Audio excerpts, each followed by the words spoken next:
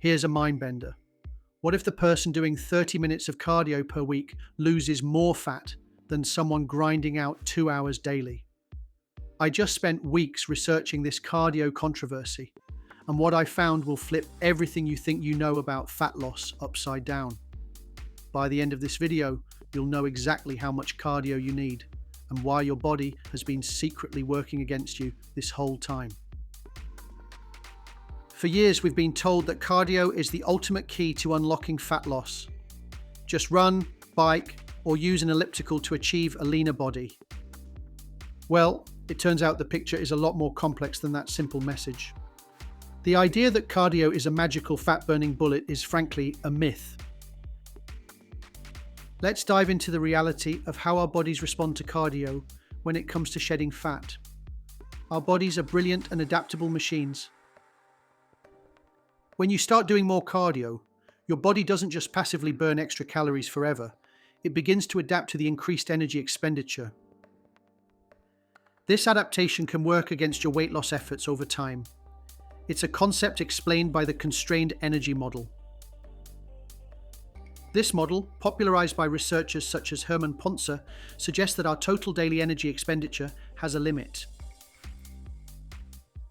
When you increase the energy spent on one activity, such as a long run, your body often compensates by reducing energy expenditure elsewhere.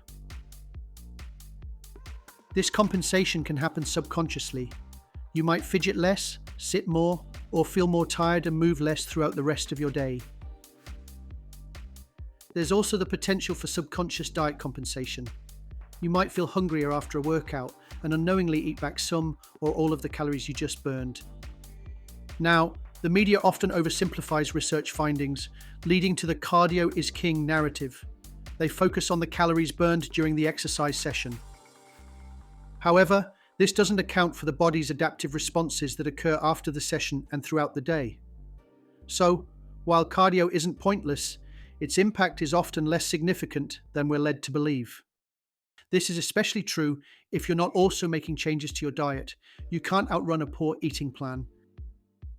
Studies examining cardio for fat loss alone often yield limited results.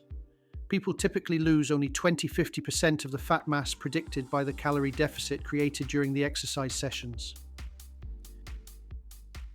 This brings us to the different types of cardio. Does high-intensity interval training, or HIIT, burn more fat than moderate-intensity steady-state cardio? A study by Daniel Plotkin directly addressed this question. They compared fat loss results between groups that did HIIT and those that did moderate-intensity training. The findings were quite revealing. There were minimal, almost negligible differences in fat loss between the high-intensity interval training, HIIT, and moderate-intensity groups.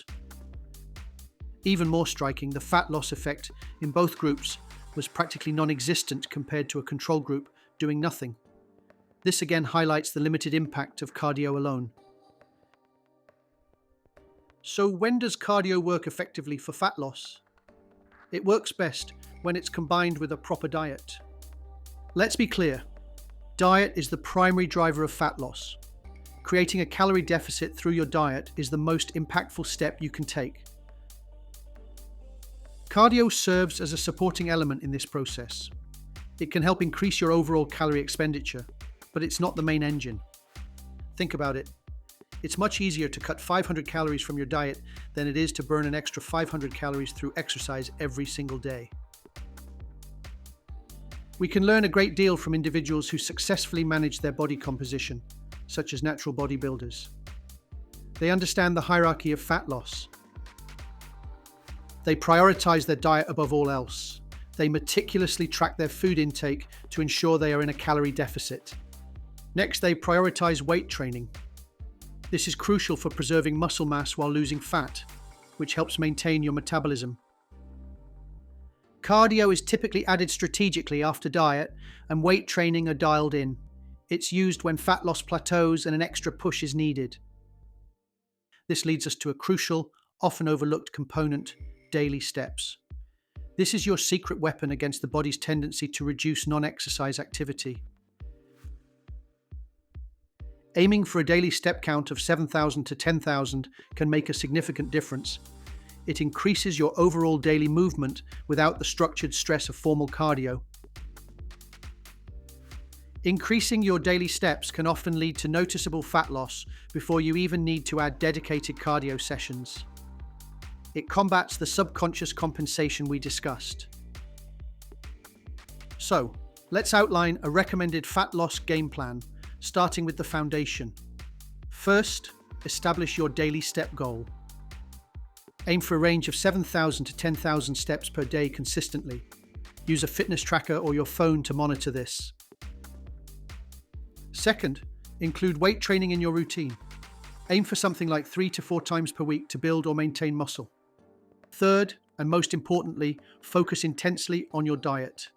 This is where you create the necessary calorie deficit for fat loss. Now, let's discuss incorporating cardio into this plan. You should add dedicated cardio sessions gradually, typically when your fat loss progress starts to stall despite consistent diet and weight training. You might start by incorporating 2 to 3 cardio sessions per week. See how your body responds and if fat loss resumes. If needed, you can increase the frequency, perhaps working up to 4 or 5 days of cardio per week. You can also increase the duration of your sessions.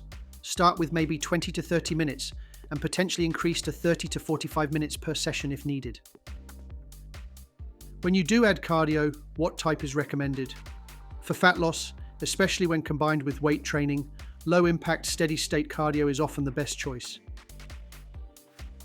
Consider activities such as using the elliptical, riding a stationary bike, or incline walking on a treadmill. The purpose here is to burn extra calories without adding excessive stress or fatigue.